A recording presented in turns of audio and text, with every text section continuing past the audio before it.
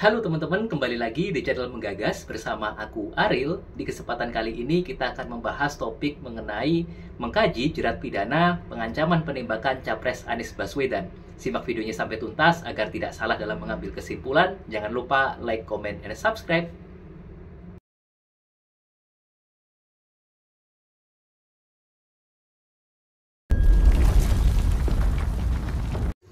Baru-baru ini ramai diperbincangkan terkait dengan penangkapan pemilik akun TikTok calon istri 71600 yang diduga melakukan ancaman kepada calon presiden nomor urut 1 Anies Baswedan melalui media sosial. Pelaku ditangkap setelah mengancam akan menembak Anies. Ancaman penembakan muncul dalam komentar TikTok saat Anies sedang live di platform tersebut pada akhir Desember 2023. Polisi menangkap AWK, pemuda 23 tahun di Jember, Jawa Timur pada Sabtu pagi tanggal 13 Januari 2024. Kadif Humas Polri, Irjen Sandi Nugroho mengatakan pelaku mengakui perbuatannya saat dimintai keterangan oleh polisi. AWK membuat cuitan bernada ancaman itu di media sosial melalui akun TikTok calon istri 71600. Polri mengaku belum menemukan senjata api pada AWK. Polri mengamankan sesuai dengan alat bukti yang terkait dengan pelanggaran, yaitu alat-alat yang dipakai, handphone, ataupun yang lainnya. Setelah melihat fakta tersebut, menarik bagi kita untuk mengkaji dari segi hukum atas peristiwa pengancaman yang terjadi. Terdapat dua pertanyaan yang akan dijawab dalam video kali ini, yaitu yang pertama, apakah perbuatan yang dilakukan oleh AWK telah memenuhi kategori sebagai tindak pidana? Dan pertanyaan yang kedua adalah, aturan hukum yang mana yang akan berlaku dalam kasus ini?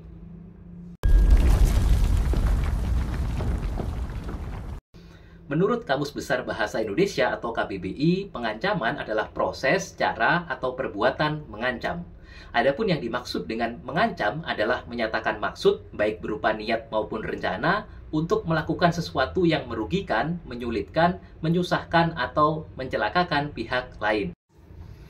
Pasal 336 Undang-Undang Nomor 1 Tahun 1946 tentang Peraturan tentang Hukum Pidana atau lebih dikenal dengan Kitab Undang-Undang Hukum Pidana atau KUHP mengatur bahwa diancam dengan pidana penjara paling lama 2 tahun 8 bulan barang siapa mengancam dengan kekerasan terhadap orang atau barang secara terang-terangan dengan tenaga bersama dengan suatu kejahatan yang menimbulkan bahaya umum bagi keamanan orang atau barang, dengan perkosaan atau perbuatan yang melanggar kehormatan kesusilaan, dengan sesuatu kejahatan terhadap nyawa, dengan penganiayaan berat, atau dengan pembakaran.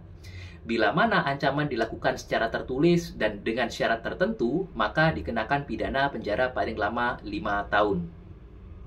Dengan memperhatikan rumusan pasal 336 ayat 1 KUHP, unsur-unsur pasal tersebut ada beberapa, yaitu yang pertama adalah barang siapa, yang kedua, mengancam dengan kekerasan di muka umum dengan memakai kekuatan bersama-sama kepada orang atau barang. Yang ketiga, dengan sesuatu kejahatan yang mendatangkan bahaya umum bagi keamanan orang atau barang. Yang keempat, dengan memaksa atau dengan perbuatan yang melanggar kesopanan, perkosaan atau perbuatan yang melanggar kehormatan kesusilaan. Yang kelima, dengan suatu kejahatan terhadap jiwa orang, dan yang keenam adalah dengan penganiayaan berat atau dengan pembakaran.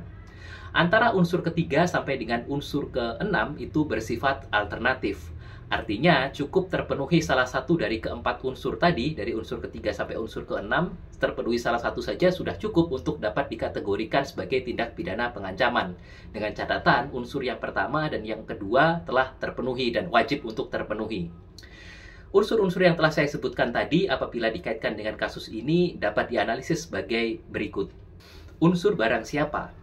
Barang siapa berarti orang perorangan sebagai subjek hukum, sebagai pendukung hak dan kewajiban yang mampu bertanggung jawab atas perbuatan yang dilakukannya. Seseorang mampu bertanggung jawab jika jiwanya sehat, yaitu mampu untuk mengetahui atau menyadari bahwa perbuatannya bertentangan dengan hukum, dan ia dapat menentukan kehendaknya sendiri sesuai dengan kesadarannya tersebut. Dalam hal ini, AWK adalah orang yang telah mengakui perbuatannya kepada kepolisian sebagai pemilik akun TikTok dan pihak yang mengancam korban. Oleh karena itu, unsur barang siapa dalam hal ini telah terpenuhi.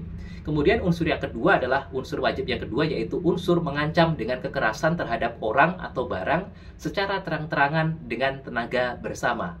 Dalam kasus ini, pengancaman penembakan dilakukan melalui media elektronik tanpa disertai perbuatan atau tindakan secara nyata.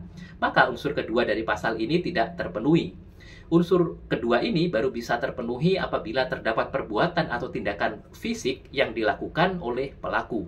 Oleh karena itu, pelaku hanya melakukan ancaman penembakan melalui perkataan saja tanpa disertai perbuatan atau tindakan fisik yang nyata, maka otomatis unsur ini tidak terpenuhi. Dan karena unsur ini tidak terpenuhi, maka unsur yang lainnya tidak perlu dibuktikan dan secara otomatis pasal 336 KUHP ini tidak dapat atau setidaknya belum dapat digunakan untuk memidanakan pelaku. Selanjutnya kita akan menganalisis berdasarkan sudut pandang Undang-Undang Nomor 1 Tahun 2023 tentang Kitab Undang-Undang Hukum Pidana atau bisa kita sebut KUHP yang baru. Berdasarkan pasal 449 mengatur bahwa dipidana dengan pidana penjara paling lama 3 tahun atau pidana denda paling banyak kategori 4 setiap orang yang mengancam dengan A. Kekerasan secara terang-terangan dengan tenaga bersama yang dilakukan terhadap orang atau barang. B. Suatu tindak pidana yang bahaya bagi keamanan umum terhadap orang atau barang. C. Perkosaan atau perbuatan cabul. D. Suatu tindak pidana terhadap nyawa orang. E. Penganiayaan berat. Atau F. Pembakaran. Dari huruf A sampai dengan huruf F sifatnya sama seperti sebelumnya, yaitu alternatif. Artinya salah satu saja terpenuhi, maka sudah bisa dikenakan pasal tersebut.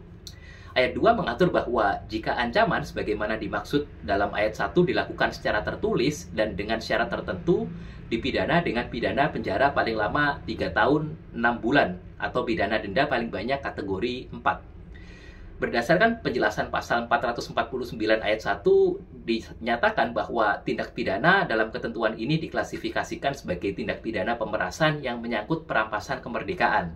Pemerasan dapat dilakukan dengan berbagai cara dan melalui berbagai bentuk ancaman. Namun sebelum kita mengkaji lebih jauh mengenai peraturan pasal 449 Undang-Undang Nomor 1 Tahun 2023, kita juga harus mengingat bahwa KUHP baru ini mulai berlaku 3 tahun terhitung sejak tanggal diundangkan, atau berarti baru berlaku pada tahun 2026. Maka ketentuan tersebut belum dapat diberlakukan dalam kasus ini, sehingga kita tidak perlu menganalisis lebih jauh unsur-unsurnya seperti apa. Alasannya mengapa peraturan tersebut belum berlaku dalam kasus ini adalah sesuai dengan asas nullum delictum nulla poena sine privilegii poenale. Tiada suatu perbuatan dapat dipidana kecuali ada peraturan yang telah mengaturnya. Jadi sudah ada aturannya terlebih dahulu. Atau secara sederhana bisa disebut sebagai asas peraturan tidak berlaku surut. Mengingat bahwa ancaman dalam kasus ini dilakukan melalui media elektronik, maka menarik bagi kita untuk mengkaji dari sudut pandang Undang-Undang ITE. Berdasarkan Undang-Undang Nomor 1 Tahun 2024 tentang perubahan kedua atas Undang-Undang Nomor 11 Tahun 2008 tentang Informasi dan Transaksi Elektronik atau Undang-Undang ITE, pelaku pengancaman dapat dikenakan pidana. Ketentuan pasal 29 Undang-Undang ITE mengatur bahwa setiap orang dengan sengaja dan tanpa hak mengirimkan informasi elektronik dan atau dokumen elektronik secara langsung kepada korban yang berisi ancaman kekerasan dan atau menakut-nakuti. Adapun dalam penjelasan pasal 29, yang dimaksud dengan korban adalah orang yang mengalami penderitaan fisik, mental, dan atau kerugian ekonomi yang diakibatkan oleh tindak pidana. Termasuk dalam perbuatan yang dimaksud dalam ketentuan ini adalah perundungan di ruang digital atau cyberbullying. Unsur pidana dalam pasal 29 Undang-Undang ITE terdiri dari beberapa unsur, yaitu yang pertama adalah setiap orang adalah orang perseorangan, baik warga negara Indonesia, warga negara asing maupun badan hukum. Orang inilah yang melakukan tindakan mengirimkan informasi elektronik dan atau dokumen elektronik yang berisi ancaman kekerasan atau menakut-nakuti yang ditujukan secara pribadi. Kemudian yang kedua adalah dengan sengaja dan tanpa hak. Dengan sengaja maksudnya adalah tahu dan menghendaki dilakukannya perbuatan yang dilarang atau tahu dan menghendaki akibat yang dilarang. Sedangkan tanpa hak maksudnya adalah tidak memiliki hak berdasarkan undang-undang, perjanjian, atau alas hukum yang lainnya. Termasuk dalam kategori tanpa hak adalah melampaui hak atau kewenangan yang diberikan berdasarkan alas hak tersebut. Hak yang dimaksud dalam unsur ini adalah hak untuk mengirimkan informasi elektronik dan atau dokumen elektronik yang berisi ancaman kekerasan atau menakut-nakuti yang ditujukan kepada pribadi. Unsur yang ketiga adalah mengirimkan informasi elektronik dan atau dokumen elektronik secara langsung kepada korban, yaitu mengirimkan informasi atau dokumen elektronik melalui atau menggunakan media elektronik atau sistem elektronik dari satu orang kepada orang lain sebagai targetnya. Pengiriman tidak perlu dilakukan kepada banyak orang karena pengiriman yang dimaksud dapat juga dilakukan melalui email, SMS, memberikan komentar pada website atau blog seseorang, dan sebagainya.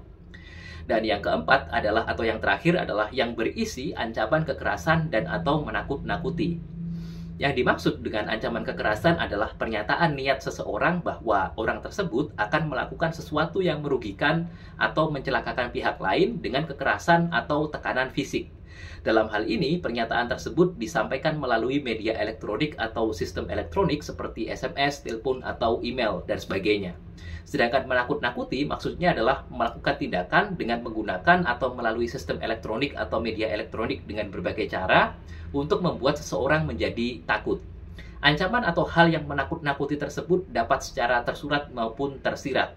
Ancaman kekerasan atau hal yang menakut-nakuti tersebut harus ditujukan kepada orang tertentu dan mengakibatkan dampak negatif yang signifikan terhadap emosi atau kondisi korban, seperti mengakibatkan sakit atau stres atau kekhawatiran yang berkepanjangan.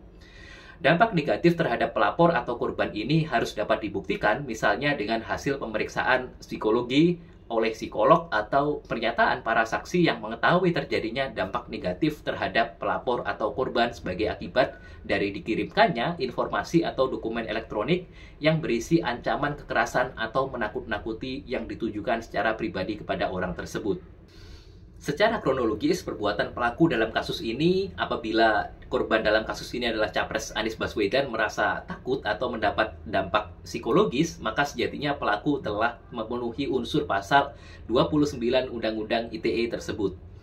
AWK sebagai perseorangan yang mengirimkan informasi elektronik dan atau dokumen elektronik yang berisi ancaman kekerasan atau menakut-nakuti yang ditujukan secara pribadi kepada Anies Baswedan dengan sengaja melampaui hak atau kewenangannya yang diberikan berdasarkan alas hak atau hak untuk mengirimkan informasi dan dokumen elektronik yang wajar. Jadi dia melampaui haknya dalam menggunakan informasi dan dokumen elektronik tersebut.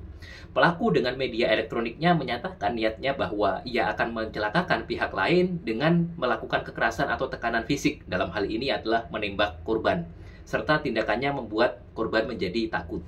Sehingga perbuatan AWK merupakan perbuatan melawan hukum yang dikategorikan sebagai perbuatan yang memenuhi unsur pasal 29 Undang-Undang ITE dan dapat dipidana sesuai dengan pasal 46B Undang-Undang ITE, yaitu dipidana dengan pidana penjara paling lama 4 tahun dan atau denda paling banyak 750 juta rupiah. Selain alasan bahwa unsur dalam pasal 368 Undang-Undang Nomor 1 Tahun 1946 atau KUHP lama tidak terpenuhi unsur-unsurnya, dan pasal 449 Undang-Undang Nomor 1 Tahun 2023 atau KUHP baru juga masih belum berlaku, terdapat alasan lain mengapa justru pasal 29 Undang-Undang ITE yang berlaku dalam kasus ini. Mengingat bahwa pengancaman yang dilakukan melalui media elektronik, maka dapat diterapkan asas lex specialis derogat legi generalis. Artinya, hukum yang sifatnya khusus atau spesifik mengesampingkan hukum yang lebih umum atau general.